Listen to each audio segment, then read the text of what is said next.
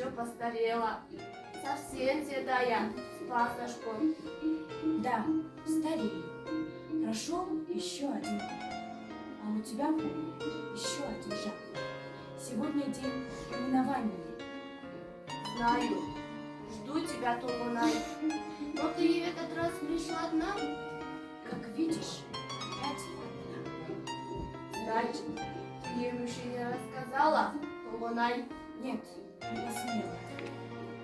Думаешь, никто никогда не расскажет ему об этом?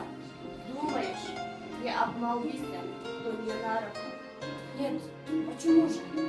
Рано или поздно станет все известно. Ведь он уже подрос. Он может узнать и от других. Но для меня он все еще дитя. И боюсь лечить разговор. Однако человек должен знать правду, Толунай. Понимаю. Только как это сказать? Ведь то, что знаю я, то, что знаешь ты, Оля, Как же ты мог, сынок, то, что как знает... просто уйти из этого светлого мира? Зачем я тебя родила? Зачем растила? Да, мама, ты мать и вправе просить меня. Но на твои вопросы ответит потом история. А сейчас я могу лишь сказать, что не мы выпросили себе войну, не мы ее затеяли. Это огромная беда для всех нас, для всех людей. И мы должны проливать свою кровь и отдавать свою жизнь, чтобы уничтожить это чудовище. Если мы этого не делаем, то недостойны имени человека. Я никогда не жаждал совершить геройство на войне. Я готовился к самой трудной профессии. Я хотел стать учителем. Я хотел стать учителем. Я очень хотел им быть. Но вместо мела и указки мне пришлось взять оружие и стать солдатом. Не моя вина. Время мое оказалось такой. Через час я иду выполнять задание Родины. Вряд ли я вернусь живым. Я иду, чтобы сохранить наступление многим моим товарищам. Я иду ради народа, ради победы. И мы назвали тебя Джома, сынок. Ты помнишь своего отца, сынок?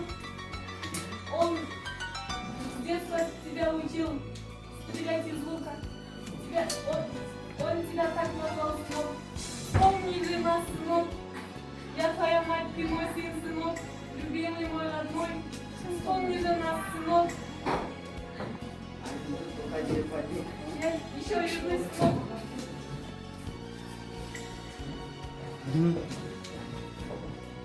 Кто она, женщина? Что она сказала? Она говорила, что она моя мать. Она не твоя мать.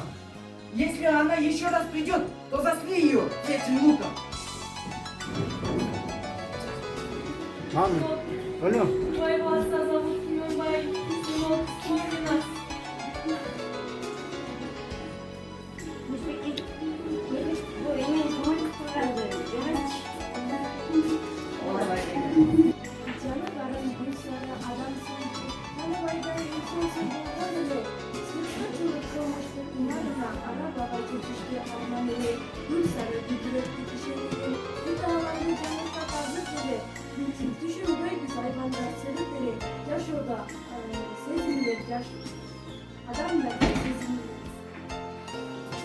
Сөгілімізден ойғойдырбаған, соғышты өзіне шығарып қойсмайыр.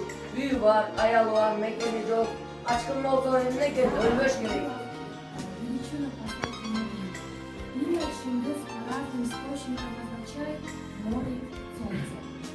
Да и фамилия подстать Айтматов. У мусульман есть религиозный праздник Айт.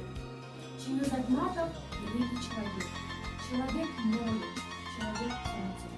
Человек, рожденный в праздник. Так можно определить его имя. А это значит, что его судьба не исправит. Все было предопределено.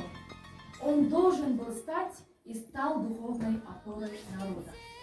Всем спасибо за внимание.